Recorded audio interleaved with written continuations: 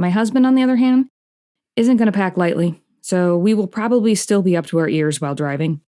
He is bringing 2 BMX bikes and refuses to stick them on the back of the vehicle due to weather concerns and theft. So I insisted on dumbbells on the first trip around the country, and this time it's him and our BMX bikes.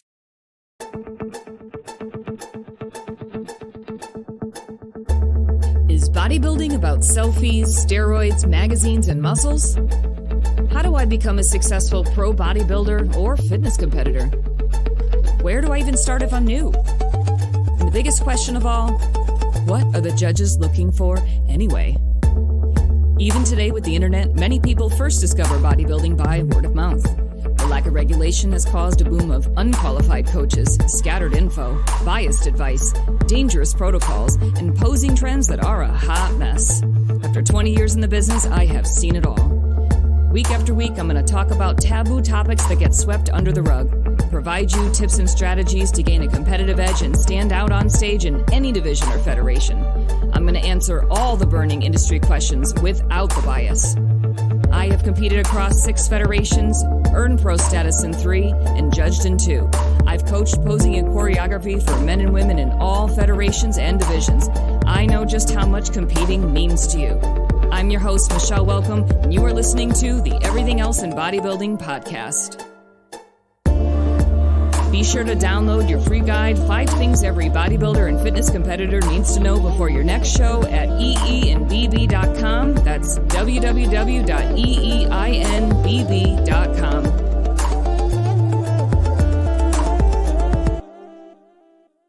Hey guys, I hope you're all having a great start to your week. As mentioned in my last episode, I will be on the road promoting this show throughout the United States on a podcast tour beginning next month. I will be posting episodes at least twice a week, sharing the inside scoop of our tour, visiting various gyms, attending events, and of course, hosting interviews. I will continue to share tips, strategies, and my personal thoughts on the industry in separate episodes as well. I might even broadcast right from our van, which, by the way, my husband and I picked up this past week. Things are getting really exciting. By the way, I've never owned a minivan before, so I had no idea when the listing said stowaway seats that the seats literally stow into the floor. It was like a Transformer movie. I had no idea that minivans were capable of so much storage. We will have just enough space for the stuff we're planning to bring on the road and for the 2 of us to sleep. We plan to hit all 50 states during the next year and, like I said, broadcast from different events and locations. If you think there's a location or event that really needs some publicity, let me know, and we will consider putting it on the list. You can also join the Everything Else in Bodybuilding Podcast Insiders group on Facebook if you haven't.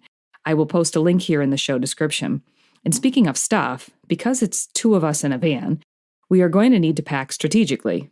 I'm somewhat prepared for this because twice in my life before, literally everything I owned was in my car. The first time was after a divorce, and the second time was maybe 4 years ago when my husband and I traveled the country and we stayed in various locations around Los Angeles, California for maybe about 6 months. We rented the house back home and sold all of our extra stuff so we could pack lightly. I definitely learned my lesson about packing lightly on that trip. At the beginning of our trip, we had black garbage bags packed up to our ears because I thought I might want my own pillow and stuff. And plastic bags are the easiest to stuff these things into. At this time, airbnbs were still affordable, so we traveled and stayed in all kinds of Airbnbs the whole time. About halfway through the trip, we ended up tossing a bunch of extra stuff, and the pillows and blankets went out the door, and we could actually see out the rear view window now. Plus, we didn't look so homeless anymore without garbage bags piled high behind us in the back seats. I did insist on carrying a couple of dumbbells across the country and back that I was not willing to get rid of. They are the convertible kind that goes from 5 pounds to 50 pounds. Pretty neat, but, well, I only used them once on the beach in Venice, California, because we went to different gyms instead along the way. But it didn't matter. There was no way they were getting tossed. Haven't used them since either, and they're still not getting tossed. I know, absolutely zero logic. Yeah, I know, but I guess this is what we call bodybuilder problems. Now, on that trip 4 years ago, like I said, Airbnbs were still affordable, but I didn't say they were great. Some were downright gross. I can't tell you how many places in California we stayed at on that trip that weren't clean. Back then, it wasn't uncommon for me to go to the store and buy cleaning supplies and clean the place we paid to stay at. True story. One place was so gross, the dirty towels from the people that stayed there before us were still on the floor when we walked in.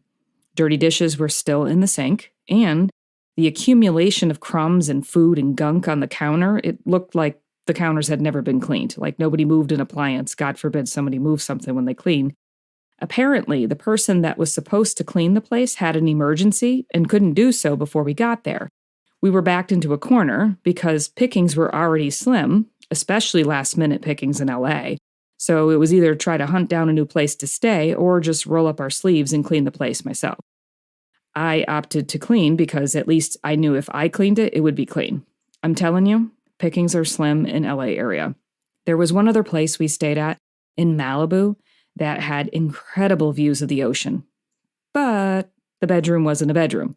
It was literally someone's living room. So here we are in someone's condo sleeping in their living room. There were 2 other people living here at the same time who each had their own private bedroom. It was so weird and awkward. The condo had an open floor plan, so the living room was open to the kitchen. This meant that at any time one of the residents wanted to come out of their room and grab something from the fridge, we were right there on full view, on full display. So weird. I just could not wait to leave. So when I say pickings were slim then, I'm not kidding. And now, with Airbnb prices, fees, cleaning fees, and all of the fees, it's so expensive, it's just not worth it to stay in a dump place for $5,000 a month, you guys. $6,000 a month if you want a decent place in the LA, Venice, Santa Monica area. Even in Las Vegas, Airbnbs used to be reasonable, but not so much anymore there either. The prices are about double now. It's just so not worth it. I'd rather live in a van. So we are. Having downsized multiple times, I'm prepared to pack much lighter and only bring essentials. We're going to buy a grill so we can cook from anywhere. We plan to have a cooler and buy food fresh daily since we won't have the means to store food for long periods. I have meal replacement shakes that have 36 grams of protein, 21 grams of carbs, and 6 grams of fat, so I will have 1 to 2 of them a day, which will make it easier to figure out food for 2 meals at least. I will share how we manage our food in more detail while on the road. This episode is more of a snapshot in time of our pre-trip planning. It will be fun to see how things play out and evolve while on the road. My husband, on the other hand, isn't going to pack lightly, so we will probably still be up to our ears while driving.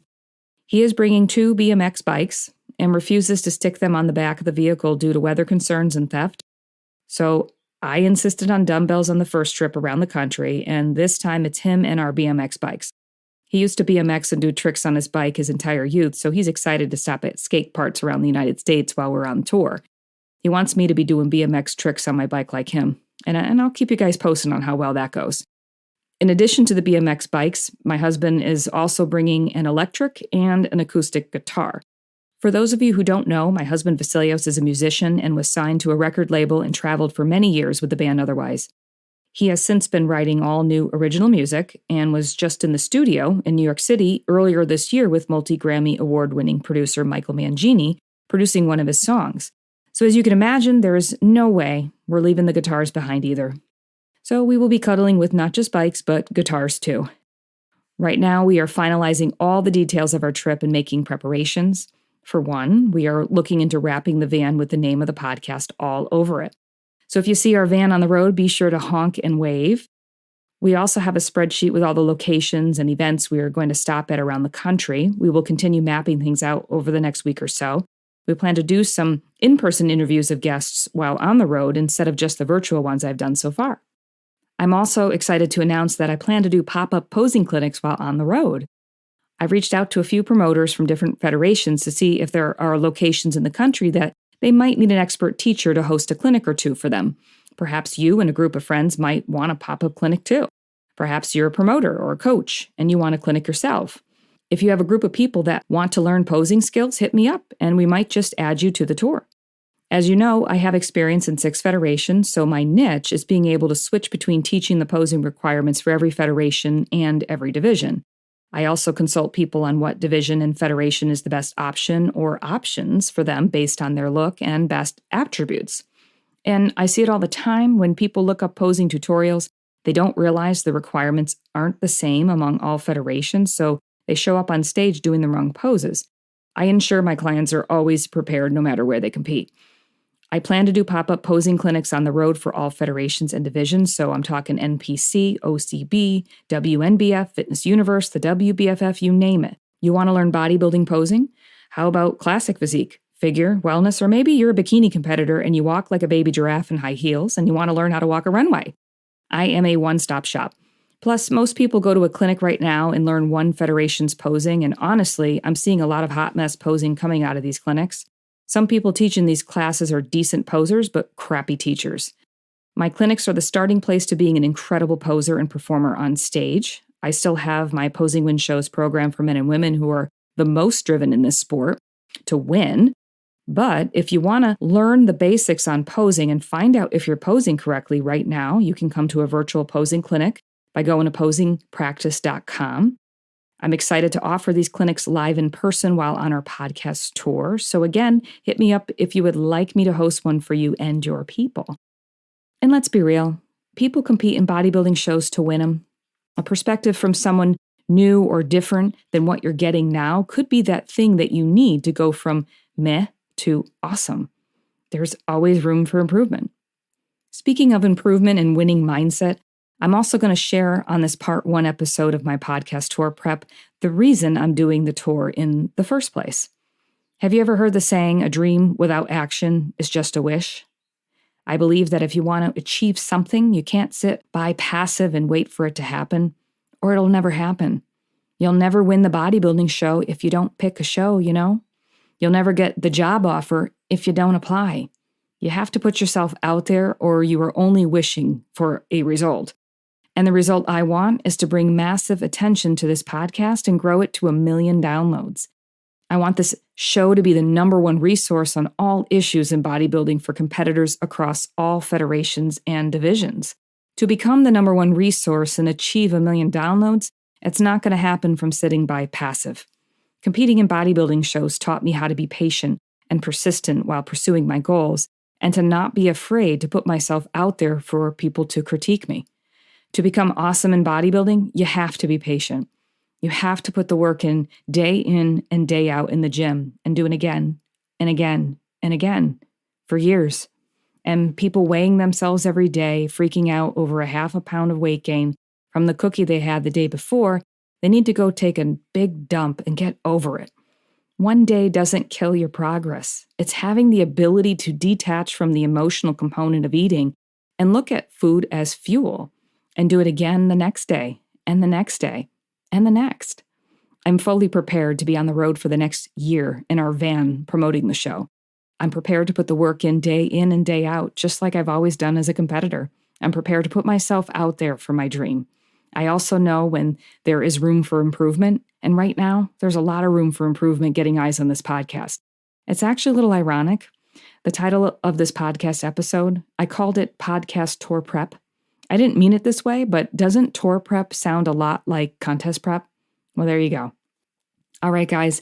Now that you have a little more background, I'll continue to share with you the inside scoop on the tour going forward. I also have a lot more to talk about regarding the industry and will continue to share my thoughts going forward. I might even post a second episode this week for you, so if you haven't done so yet, be sure to like, subscribe, and share this podcast to get notified of new episodes and let others know about them too. If you're listening on Apple Podcasts, please leave a review too. I have some really good interviews on some juicy topics lined up, so be on the lookout for more great content coming. And before I go, if you want to show some love to our tour, you can make a contribution to our tour support and help keep us going on the road at patron.podbean.com/EENBB. The link will also be in the description of this podcast as well. All right, guys, all for now. I'll be back very soon. Ever wonder if you are posing correctly for your division? Learn to Pose is dedicated to taking out the guesswork on how to pose for all categories in bodybuilding. Learn 5 ways you can improve your posing skills in 5 minutes guaranteed at www.learntopose.com. There are free posing tutorials available for the bikini, figure, and men's physique categories, and more on the way for other divisions in bodybuilding. It's free, so go access your free posing tutorial for bikini, figure, or men's physique at learntopose.com.